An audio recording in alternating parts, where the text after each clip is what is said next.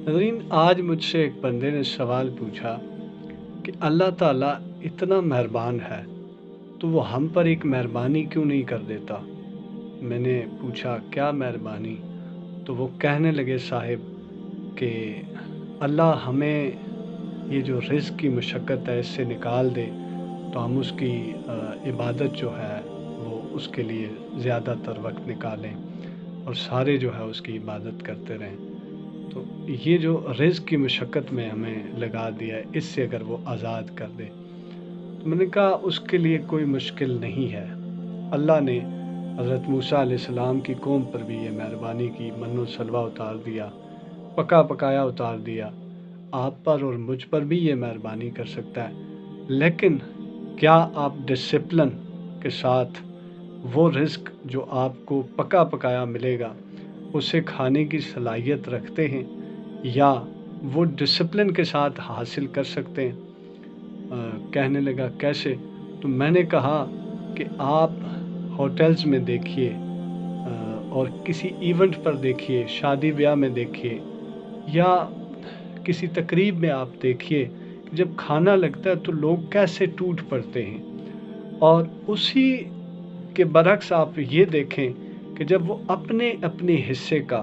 اپنی محنت کر کے وہ لے کر آتے ہیں تو اس کو کتنے ڈسپلن کے ساتھ دسترخوان سجا کر لگا کر ایک دوسرے کا خیال کر کے برتاتے ہیں اور تقسیم کرتے ہیں۔ تو دراصل اللہ یہ چاہتا ہے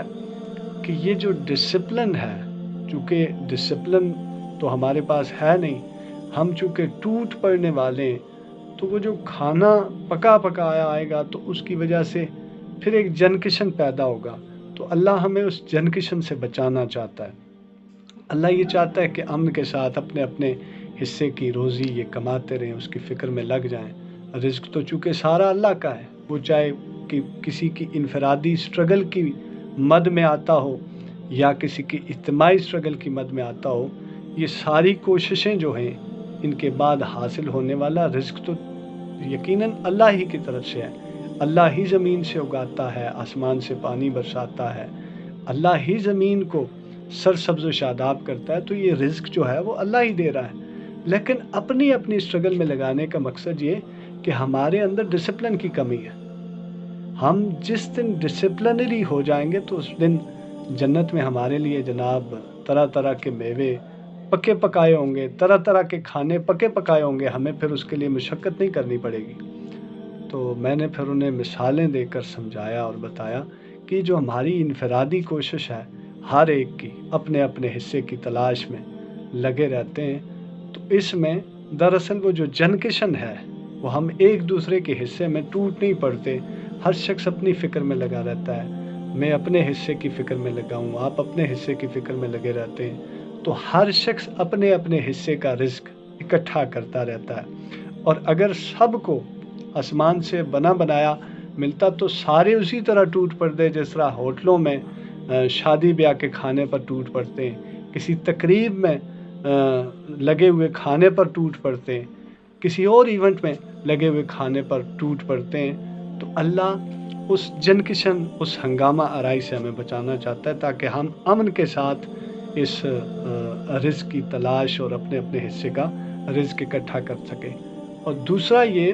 کہ اس رزق کے ساتھ چونکہ متصل ہے عبادت، حلال اور حرام بھی، تو جو بھی اپنے حصے کا رزق حاصل کرے گا وہ حلال کمائے گا تو اللہ کے ہاں مقبول ہوگا، وہ عبادت کا درجہ بن جائے گا، اور اگر وہ حرام ہوگا، اس کی سٹرگل، اس کی کوشش، وہ اپنے حصے کا کمایا ہوا رزق اگر حلال طریقے سے لے کر آئے گا تو وہ عبادت بن جائے گا، وہ حصہ بھی، وہ کھانا بھی عبادت بن جائے گا، اور وہ بھی اللہ کے ہاں وہ سٹرگل، وہ کوشش قبول ہو جائے گی اور وہ بھی عبادت کا حصہ بن جائے گی۔ اور اگر وہ حرام ہوگا، حرام طریقے سے کمایا ہوگا، تو وہ پھر نہ مقبول ہوگی، وہ عبادت سے کٹا کے رکھ دی جائے گی۔ تو اللہ یہ چاہتا ہے کہ بندے رزق کے ذریعے میری عبادت کریں، حلال رزق حاصل کریں، انفرادی سٹرگل کے ساتھ حلال رزق حاصل کریں، تو اپنے حصے کا رزق بھی اکٹھا کریں اور اپنے حصے کی عبادت بھی پیش کرتے رہیں۔ رزق سے متصل کر دیا عبادت کو بھی۔ ندیم ڈیجیٹل ڈائری دیکھنے کا شکریہ، تھینک یو، سلامت رہیں، ملیں گے کسی اور انفارمیٹیو ویڈیو میں۔